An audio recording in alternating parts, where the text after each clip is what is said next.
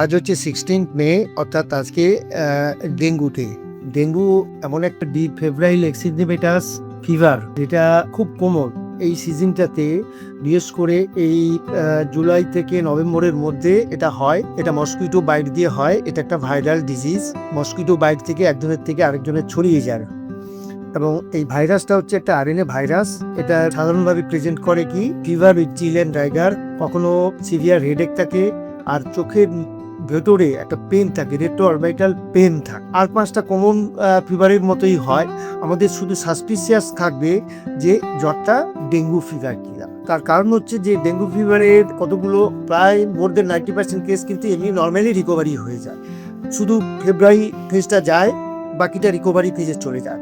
কিন্তু যে 5% to 7% থাকে তারা কিন্তু ক্রিটিক্যাল স্টেজে চলে যেতে পারে। ক্রিটিক্যাল স্টেজটা কীরকম? এটা হচ্ছে সিভিয়ার ডেঙ্গু ফিভার বা ডিএইচএ, ডেঙ্গু হেমারেজিক ফিভার হতে পারে, ডেঙ্গু সব সিন্ড্রোম হতে পারে। এর কতগুলো গ্রেডেশন আছে। কিন্তু যখনই ক্রিটিক্যাল স্টেজে চলে যাচ্ছে, ক্রিটিক্যাল স্টেজ থেকে আবার কি যদি ঠিকমতো করে ডায়াগনোসিস করা হয়, তার কমপ্লিকেশনগুলো ট্রিটমেন্ট করা হয়, তাহলে কিন্তু সেটা রিকভারি ফেজে চলে যায়। কিন্তু যদি আনডায়াগনোজ থাকে, যদি ট্রিটমেন্ট ঠিক না হয়, ফ্লুইড রেজিম যদি ঠিক না হয়, তাহলে কিন্তু সেটা ডেথ চলে যায়। তাহলে 3টে আউটকাম, মানে ডেঙ্গু সিভিয়ার ডেঙ্গু ফিভারের 3টে আউটকাম। একটা হচ্ছে রিকভারি, একটা হচ্ছে ডেথ, আর একটা হচ্ছে recovery with some complication, persisting complication. এই হচ্ছে। আর আমাদের ডায়াগনোসিসটাই প্রথমে করতে হবে। সেকেন্ড থার্ড ডের মধ্যে যদি আমরা NS1 মানে স্ট্রাকচারাল প্রোটিনের অ্যান্টিজেনটা ধরতে পারি, টেস্ট করতে পারি বাই সেরোলজি, তাহলে আমরা বুঝতে পারবো যে তার ডেঙ্গু ফিভার হয়েছে। অনেক সময় নেগেটিভ হয়, কিন্তু তাকে আবার হয়তো সেকেন্ড ডে বা থার্ড ডেতে, মানে ফার্স্ট টেস্টের সেকেন্ড ডে বা পরের দিন বা তার পরের দিন আবার একটা টেস্ট করে NS1 টেস্ট করে দেখতে হয়। যদি 4-5 ডেজের বেশি হয়ে যায়, তাহলে অ্যান্টিবডি IgM টেস্ট করে দেখতে হয়। এটাতেই ডায়াগনোস্টিক। একবার হলে সাধারণভাবে যে স্ট্রেনটার ভাইরাল স্ট্রেনে হচ্ছে, সেটা কিন্তু লাইফ লং ইমিউনিটি দিয়ে দেয়। স্যার কি সুন্দর ব্রিফ করলেন আপনি ডায়াগনোসিস পার্টটা। স্যার একটা প্রশ্ন, সেটা হচ্ছে যে যদি বাড়ির লোকের এরকম কোনো লক্ষণ আমরা দেখতে পারি, এবার আমরা তো বুঝতে পারছি না তার ডেঙ্গু হয়েছে কি হয়নি, আমাদের স্যার কি করণীয় হবে? সঙ্গে সঙ্গে যে কোনো হাসপাতাল বা ডক্টর কনসাল্ট করতে হবে এবং তার সিমটমসগুলো দেখে আমাদের ডিটেক্ট করতে হবে যে ডেঙ্গু কিনা। ক্লিনিক্যাল ডায়াগনোসিস আর একটা হচ্ছে সেরোলজিক্যাল ডায়াগনোসিস। ডায়াগনোসিস করে ট্রিটমেন্ট করতে হবে। It is a curable disease. কিন্তু এটাকে যদি আর্লি স্টেজে ডায়াগনোসিস করা হয়, তাহলে কিন্তু এটা কিউরেবল ডিজিজ, সেটা কিউর হয়ে যায়।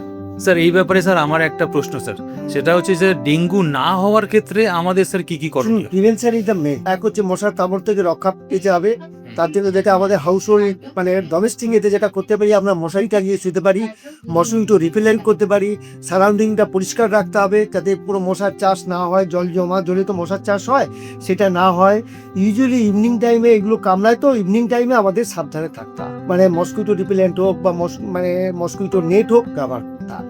তার মানে স্যার আপনি যেটা পরিষ্কার করে বলতে চাইছেন, সেটা হচ্ছে যে ডেঙ্গু হবে কি হবে না আমাদের উপরে ডিপেন্ড করছে। সেটা অবশ্যই। আচ্ছা স্যার, ইট ইজ এ মানে সোশ্যাল ডিজিজ। আচ্ছা, এটা এনভায়রনমেন্ট যদি মানে ঠিক থাকে, যদি দেখা যায় যে জমা জল না থাকে, ছোট ছোট জমা জল, একটা ছোট বাড়ি নারকেল মালা আছে, তার থেকে জল জমে আছে, মশার চাষ হয়ে গেল। ঠিক স্যার। ডাবের খোলা থেকে হয়ে গেল। রাস্তাঘাটে কত কি হাঁড়ি ভাঙা, ডেকচি ভাঙা, বাটি ভাঙা থাকে, তাতে জল জমে কিন্তু হয়ে যেতে পারে। ড্রেন তো আছেই, হ্যাঁ, ড্রেন পরিষ্কার রাখতে হবে। জল যাতে মানে ফ্লো হয়ে যায়, চলে যায়, সেটা দেখতে হবে। মাঝে মাঝে শরীর মানে করতে হবে, স্যানিটাইজেশন করতে হবে সেগুলোকে, ব্লিচিং দিয়ে হোক বা দিয়ে হোক, সেগুলোকে মশা মারার ব্যবস্থা করতে হবে। এগুলো করতে হবে। মানে হেলথ কনসাসনেসটা খুব দরকার। সিভিক সেন্স আমাদের পুরো বাড়াতে হবে। সিভিক সেন্স, একজন ভালো সিটিজেন হতে গেলে যে সেন্সগুলো থাকা দরকার, এই সেন্সটাও একটা সেন্স।